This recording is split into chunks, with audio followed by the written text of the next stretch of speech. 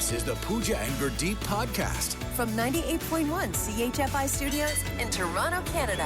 Hey Toronto, this is Ed Sheeran. This is Kelly Clarkson. Hi, this is Bryan Adams. This is Adele. This is Madonna. It's Michael Bublé, and you're listening to the Pooja and Gurdeep Show. It's fun. They're amazing.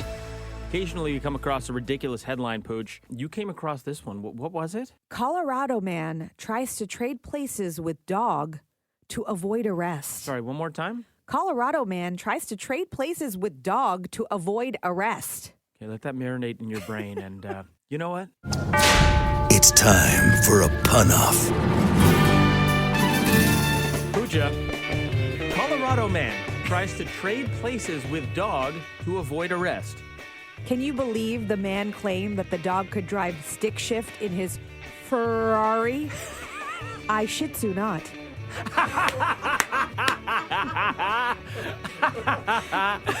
Colorado man tries to trade places with dog to avoid arrest. Wow, that's a bolder move. He must have been mile high. I'm Boulder. I get it. Yeah. Colorado man tries to trade places with dog to avoid arrest. So someone called the police? That's a little far-fetched. Are you sure this is for real? I love how much emphasis you put on your puns. I wouldn't have got it otherwise. I'm going to be really slow with it, just so you know. Okay, Colorado man tries to trade places with dog to avoid arrest. The Trading Places sequel no one asked for. Colorado man tries to trade places with dog to avoid arrest. Doggone it. Talk about a rough day for the alleged perpetrator. I bet he just wants to forget about it. Too much? Should have quit while you were ahead. Too much. Okay, finally, Colorado man tries to trade places with dog to avoid arrest. But you caught me on the counter. What of me? Saw me barking on the sofa. What of me? From CHFI Studios, It's the Pooja and Gurdeep podcast. Penelope Cruz is endorsing Emirates. Maybe you've seen the commercial. Have a listen. I just took a shower above the clouds. It's actually a pretty good commercial. Like, I've never flown anything close to first class. It kind of makes me want to. Penelope, by the way, got paid $5 million for that, in case you were wondering. We thought we'd put you to the test here, Pooch. Obviously, celebrities, lots of endorsements on the go. We're going to dig into the history books and pull out a bunch of celebrity endorsements, play you a short clip. You have to guess the celeb. Let's see what happens. I'm going to give you one little hint. You just close your eyes when you listen here because you're trying to detect the celebrity voice. So Okay, close got your it. eyes and focus. Okay. Here we go. Number one. I've got an idea for a Heinz ketchup commercial. Ed Sheeran. See? You Yeah. got it. You're Wow. off to a good That start. really works, closing your eyes. Okay, close them again. Stop Okay. looking at me. Sorry. Second one. Okay. Wow! That's fantastic! Or was I just acting? Oh, I don't know his name. Is he the guy from Seinfeld? It is not the guy from Seinfeld. Oh. You definitely know this actor. Steve Martin. Really? Yeah, I think it was for like... Wow! That's fantastic! Oh, now it sounds like Steve Martin. Okay. All You're like, right. once you know it, it's so easy. Yeah. Okay, here's number 3. Activity playlist, running, hashtag gym flow, Drake and Future. Is that Taylor Swift? Yes. Wow. Nailed it. I was about to start giving hints again, then I was like, stop. I was like, say karma is a cat purring on my lap, and then I'll know it's you. Okay. 2 for 3. You do it all right. Here's number 4. Okay. Did you know that Norway sells way more electric cars per capita than the U.S.? Norway. Oh, that's Rudd. Paul Rudd. No, Oh. but a man who's been in movies with Paul Rudd. Jason. SNL alum. I need more cowbell. Will Ferrell? That was Will Ferrell? It was. I know. That one's a bit tricky. Did you know that Norway sells way more electric cars per capita than the U.S.? Norway. Okay, Yeah, okay. this one is super identifiable, though I don't know if you watched the show these guys were popular for. Have a listen. Okay. Yo, these are the bomb! And they're air popped, not fried. Hot corners. You're an artist. I'm naming 2 people? It's 2 people. Can I hear it again? Yo, these are the bomb! And they're air popped, not fried. Hot corners. You're an artist. They're from the show that I consider the greatest show of all time. I think. Walking Dead? Nope. Oh. Wow, you know me so well. You don't even hesitate. What have I ever... Anyway, The greatest show of all time? in my opinion, yes. Seinfeld? Nope. Like, greatest drama of all time. Greatest story arc. A lot of people feel this way. Sopranos? Cooking meth in a Winnebago. Oh, yeah. It's under the cooking meth in a Winnebago genre. Oh, yeah. You choose that category on Netflix, it might come up. Why can't I remember it right now? It's with the guy named Paul and You just know that because your husband's name is Paul. No, I know what you're talking about. And I only watched 2 episodes, and then I was like, oh, Breaking Bad. Yeah, but what are their names? Oh. I thought we were working on the show. Bryan Cranston and Aaron Paul. Aaron Paul. There you go. You did so well. The Pooja and Gurdeep podcast. From 98.1 CHFI. Yeah, Gen Z says you're old if you're doing this. And that is still carrying around a wallet. Okay, before we get into it, remind me, because I'm terrible with the generations. I hate labels that don't make any sense to me. What is Gen Z again? Like, Gen how old? Z are the young people. They're the teens right now. They're probably in their early 20s. That's Gen Z. So they think you're old if you carry a wallet. Yes. Normally I poo-poo these stories. I quasi-agree. And I'll tell you why. Okay, look, to me there's 2 different kinds of wallet, okay? I think that you're kind of skewing, I don't like the word old. You're skewing wise if you have like the George Costanza wallet. If you have the thick George Costanza wallet that throws your hips off kilter. Because important things go in a case. You got a skull for your brain, a plastic sleeve for your comb, and a wallet for your money. Look at this thing. I need everything in there. Irish money. I might go there. Show this card at any participating Orlando area Exxon station to get your free Save the Tiger poster. So useless. The secondary type of wallet is the kind that I feel like I carry and a few of us carry. It's like these slim, like, wallets that just carry cards, basically. That's like the hybrid where I feel like you're not old, but you're not young. Yeah. And then the young people carry, like, I don't know what they do, but they don't carry anything. Oh, so according to Gen Z, carrying cash, identification, and debit cards in a billfold has become akin to carrying around old butterscotch candies at the bottom of your purse. Okay, so it's declared as sort of antiquated, if you will, and they say that they use their phone as their wallet. So they have all their money, their IDs, everything's all in their digital wallets. The digital wallets, but then they also have the sleeves on the back with like a physical ID. I don't think you can have your ID on a digital wallet as far as I know. This is what I'm just, from practical terms, this doesn't make sense to me. Why? So I'm practical and that makes me old, Gen Z? I don't get it. But are you old school wallet or are you new school wallet? Well, I mean, I got a new school wallet that you referred to. Actually, you, Boss Man Blair, our boss Troy, and my husband, they all have the same wallet, right? So it's this is pretty sleek. This is the one that tells me you're not old, but you're not young. You're kind of in between, which sort of fits. Yeah, no, I have full wallet, like proper wallet. So you're old. I guess so. Yeah. This is my theory. I think that whenever there is something that, Gen Z doesn't like, they just add the word old to it, and then they know immediately we're going to have our backs up and we're going to be like, no. And so I think like it's a crutch to call things old. Okay, well, you know what? You've heard our opinions here now. Why don't you tell us? 5 calls? Decide it all. Are you old if you carry a wallet? Is that what we're going to ask people this morning? Or maybe, I think the question is, do you think that the wallet is becoming extinct? Do you think that the wallet is becoming extinct? Let's go with that. I like that better. John from Curtis, is the wallet becoming extinct? I don't think so, no. I've got a leather wallet and I've got a digital wallet, but I tell you, my leather wallet never runs out of juice. It can't be hacked. And I laugh at the people that think money is so outdated when they're in the drive-thru and the machines go down, and I'm the only one that can get a coffee. Oh, nice. Joe dropping some knowledge. I love it. That's right. Always carry cash on you because you never know when you're going to need it. Love it. Your vote's been counted. Thank you. Vernon from Markham, is the wallet becoming extinct? No. I would agree that the little slim one is something that we use regularly with cards. The digital wallets, because we already know things aren't as secure as they used to be or they need to be. Yep. So putting your whole life on there just means Gen Z probably just doesn't have enough money to worry about. Yeah. I like that. They won't be laughing when they get hacked. That's right. Vernon, vote's been counted. Thanks, bud. Awesome. Thanks.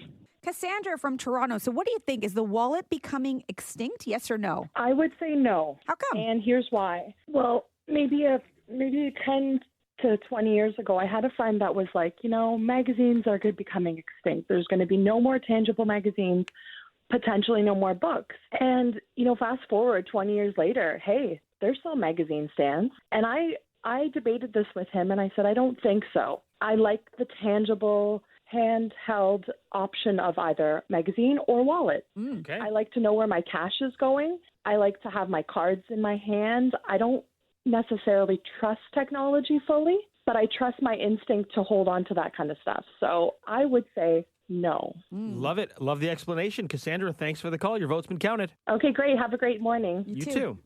Bill from Niagara-on-the-Lake, is the wallet becoming extinct? Yes. How come? Because all I carry, I'm 65, I carry a phone with the cards in it. So I got basically what you have, Gurdeep. But I don't think the JZs are correct either, that even that type is old either. But from a wallet perspective, 100% is old. Who carries cash anymore? All right, Bill. Some of our callers would disagree with you, but I love the strong opinion. Bill, your vote's been counted, bud. Thank you. Thank you. Bye. Brittany from Brampton. So what do you think about the wallet? Is it becoming extinct, yes or no? I'm going to say no, and I have a few reasons why. I can understand why Gen Z has this thought that it's kind of an old school concept, but as a 33-year-old, I have 2 young kids. I keep their health cards in there. I keep my benefit information in there, my driver's license. I just don't find it just wouldn't work for me to just carry around a phone. I wouldn't have 80% of my important documentation in my phone. So I just think it's still a necessity today. Totally makes sense. Brittany, your vote's been counted. Thank you so much for taking the time. Thanks. Okay, so there you have it. 4-1 that they say, no, the wallet is not extinct. Not going extinct, at least. No, maybe it's changing. It looks different. It feels different, but the wallet is not going extinct. You've had your word. The Pooja and Gurdeep Podcast.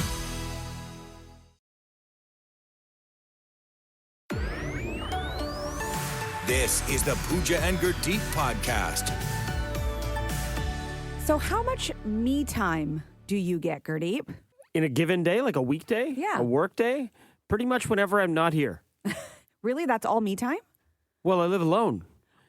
I mean, like me time to yourself, time to enjoy maybe a TV show, maybe to work out. Like okay. Time just for you, not where you're like walking your doing dog stuff or whatever. Yeah, or like, doing work at home or Okay. whatever it might be. To be honest, walking my dog kind of is my favorite me time because I'll throw on a podcast or something. I'm just kind of zoning out. Nice. I'm relaxing. I'm thinking. I'm walking the dog. I'm feeling good. That's probably my favorite me time. I'll probably crush like a couple episodes of Frasier a day. Okay. So, or whatever I'm watching just happens to be Frasier. So I'd say like 30 minutes to an hour of shows. Right. And then another hour and a half of dog walks. Wow. Okay. So then. So let's call it 2 hours. 2 hours. So Yeah. that is, according to experts, the sweet spot. 2 Ah, hours. come on. You need 2 hours of me time a day in order to be happier. That's why I'm so sweet. You get a toothache. That's what it is. That must be it. Almost a cavity, actually. Producer Steph, I'm wondering, do you have 2 hours of me time a day? No, like a year, maybe. I'm in like the negatives. Yes. I have zero time. And Yes. especially because my kids and my boyfriend's kids are all the same age. So, like, roughly, they're all like between 11 and 14. And they go to different schools. So, like, this week, I have zero me time. Does sleeping count as me time? No. I mean, unless it's a nap. For like me when you time. put the kids to bed No. and then you go to bed. I fall is that you asleep time? before I put the kids to bed. I am so exhausted. That's you time. That's it. You're restoring your body. I love your positive outlook. Yeah, thanks. The thing I'm is, passed out on the couch. That's you time. that's you time. Nobody told you to do this. They say that most people don't even have more than an hour to themselves 3 days a week. So trying to get 2 hours daily, Wow. like you are And in the minority. I feel like my jealous. schedule is jammed up, but I'm feeling a little better about it now. Yeah, like if I tried to do this is only one episode of like Bachelor in Paradise. No, that doesn't That's count not me because time. you're the reality stuff you watch. It's like 2 hours. That's what I'm saying. So Yeah, this is so not you've- enough. You've got it. That's your sweet No, spot. it's not my sweet spot. I need to watch at least like 3 reality That's TV 6 shows. hours. I know. That's You can't the have life. 6 hours a day. That's the life You'd I have used be, to have. No, you'd have to be unemployed or fun employed in that case. Not happening. It's not paying the bills. Okay, well, just so you know, if you want to be happier, you need 2 hours of me time. Okay, why don't you donate a couple of your hours to Steph? Because it sounds like she could use a I hand. don't get it. That's in my ideal You world. need to donate to me Hey, and Pooja. hey, 'tis the season for me time. Leave me alone. From CHFI Studios, It's the Pooja and Gurdeep Podcast. What if I told you that you never have to peel a potato again. Okay, I don't know whose job that is in your family, who's the potato peeler, and if it really is that much of a chore. But this man went viral over the U.S. Thanksgiving weekend for what he does with his potatoes, and I was like, I've got to try this. So holiday dinner is obviously coming up. You plan on having potatoes as part of the menu. This is what you do. Okay, you boil your potatoes, but before you do that, you grab a knife and you score them down the middle, okay? So like the circumference of the potato, you're going to score it with your knife. So you're almost putting a little indent into the middle of your potato, okay? Is it small or are you going from top to bottom? You're going around the middle. Oh, so you're going like and horizontal around. Yes. Okay. Yes. And so it doesn't have to be very deep, just a little bit of an indent. Like a zipper around the middle of it. Like a zipper. That's very good, boss man. Okay. Then once you do that, you boil them, you take them out, and when you go to peel them now, all you have to do is pop off the top and pop off the bottom. It comes off so easily, almost like a shell, when you have boiled eggs, just pops right off. It's almost like when you make a baked potato and they score it the other way. That's why I thought it was the other way, when you go from top to bottom and you have the baked potato and they squish some of it out. Right. And it starts peeling itself because it automatically just starts coming off. And this is just as easy as just like popping them off. So you end up doing it very quickly. Now, some people who watched this video, it's like viewed 22 million times, said, "Oh, but yeah, boiled potatoes are hot when they come. How do you handle them?" So a chef had suggested what you do is you just put them in ice water and then you go ahead and peel them. But this is going to take some time off of that whole process. And, maybe you add in some extra potatoes. You're like, I'm not peeling them. I'm not peeling them. This is a game changer. It's a game changer. So I don't know. Try it. Let me know how it goes. Tell me if it really changes your life. If it does, you're welcome. The Pooja and Gurdeep podcast. The nearly impossible question. With Pooja and Gurdeep. Very curious to see what you have to say on this one. Here's the question for you this morning. More than 65% of Canadian men admit to doing this, Pooj. What is it? We're getting a lot of texts on the text line. Denise saying they lie about how many reps they did and how much they can lift. Okay. I'll add that to it. She's kind of following off your guesses, like gym, protein, working out, cars, chicks. Okay, Matt McDonald, very specific guess here. Matt of Innisfil says, blocking out what their wife says during the game. Oh, okay, Matt. I mean, he doesn't know from experience, so he's heard. Also, Bob saying hiding money from your partner. Okay. 65% of men admitting to doing this. Interesting. I like that. And Lucas from Etobicoke, he's going there. He's saying peeing in the shower. Okay. Peeing in the shower, that is not it. Appreciate the guess, though. Let's try some calls here. More than 65% of Canadian men admit to doing this. Mark from Brynbrook, what do you think it is? It's a weird one. Picking your nose? Picking your nose. Wow, you think more than 2/3 of men admit to that? Yeah. I think most men do it. I don't know if 2/3 are admitting to it. They're all just lying about it. Great guess, Mark. That's not it. Thanks for the call. All right, guys. Have a great morning. Nisha from Brampton. So do you know the answer to our nearly impossible question? They wear their girlfriend or their mother's underwear. Oh, my. 65%. Oh, my. 2/3 of Canadian men. Yes. So by odds, that means one of Blair or I. Or both. Yes. Blair? No judge. And you thought my guesses were? Yeah, she's almost outdone Pooja. Almost. Nisha, I'm sorry, that's not it. Okay, I'll give it. Okay, bye. Thanks, Nisha. Hey, let's jump north to Orangeville. And Nicole, what's your guess for us this morning? I had two that came to mind right away, so I'm trying to pick between the two, and I'm going to guess getting whacked. Getting waxed?